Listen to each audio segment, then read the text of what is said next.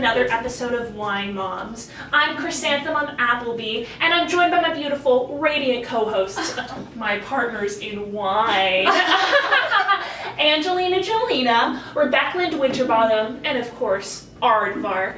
How are my ladies doing on this gorgeous wine stay? I'm just wonderful. I'm halfway through this Napa Valley Pinot Grigio. It's from 2008, which coincidentally is the year I was acquitted for my husband's murder.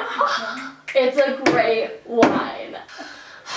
I've got to be honest with you ladies, I'm a bit down today. As you may have already heard, over the weekend I left my two darling angels in a hot car. So I'm drinking this earthy red in honor of Brennan and Jolene. It would have been their birthday today. Rest in peace. Yes, and if you've watched the show before, then you know that wine is the best coping mechanism for grief. I mean, I remember my Aunt Elizabeth's funeral. I must have gone through 7-8 bottles of this absolutely gorgeous Merlot. And funny enough, she died of a heart attack, right? If only she had read up on the heart health benefits of red wine. Yeah, she was a wonderful woman, but frankly a pretty dumb bitch.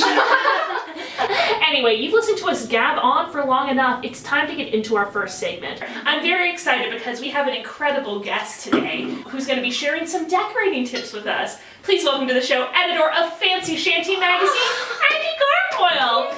Aggie, how are you?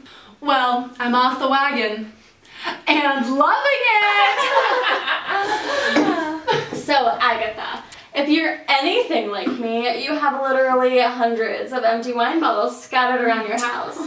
Do you have any hot tips for repurposing those puppies? Yes, I'm always inspired by a beautiful bottle of wine. You know, I believe that each one is a piece of art in and of itself. And I like to think of each one as one of my children. Which is funny because you're absolutely barren, correct? Well, yes, but as I was saying, I feel that each bottle is like my child, so I would never have the heart to just throw one out or leave it in a hot car.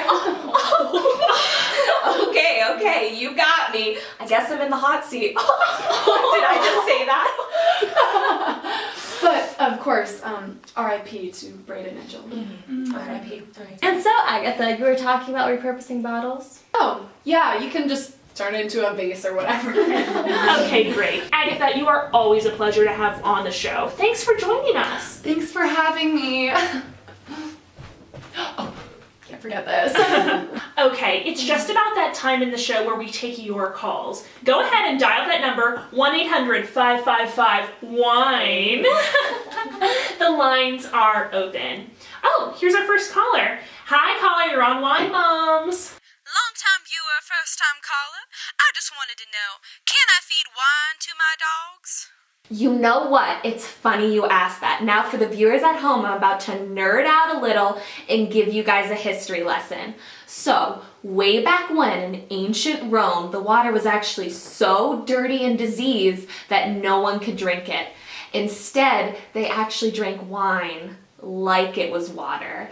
And the Romans were actually historically the healthiest civilization ever. So in my house, we're trying out a Rome thing where there's no water, just wine. And that goes for everyone, even pets. My Cocker Spaniel has never been more relaxed and stress-free. He is absolutely glowing. Okay, the lines are very hot right now, but we don't have much time left on the show, so we're going to take 2 more calls. Hello, you're on Wine Moms. Hi, I was just wondering if you guys had any parenting tips?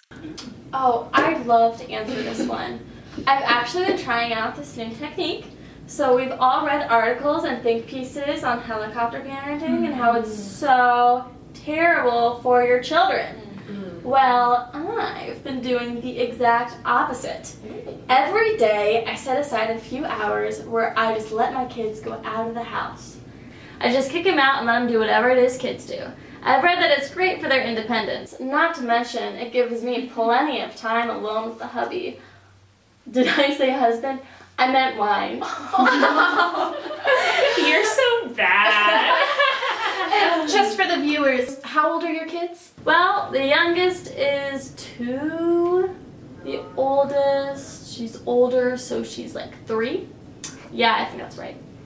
Fantastic. And oh, we have our final caller. Hello, you're on Wine Moms. Hello, is this Chrysanthemum Appleby? Guilty as charged. My name is David Rich. I'm with Child Protective Services. I'm calling because your neighbors have called us with several concerns. Miss Appleby, are you giving your children alcohol? Well, you know what they say. Wine is the best babysitter. I mean, crush up 2, 3, 4 Ambien in there and you've got them knocked out. They won't bother you a bit. Plus, you'll save tons of money on a sitter too. That's a little financial tip for our economically challenged wine fans out there. This is a severe case of child abuse. We will be sending Well, a that's all the time we have on this week's episode of Wine Moms. I'm Chrysanthemum Appleby, and from myself and all my co-hosts, thank you for tuning in. And remember, it's wine o'clock somewhere. Listen, ma'am,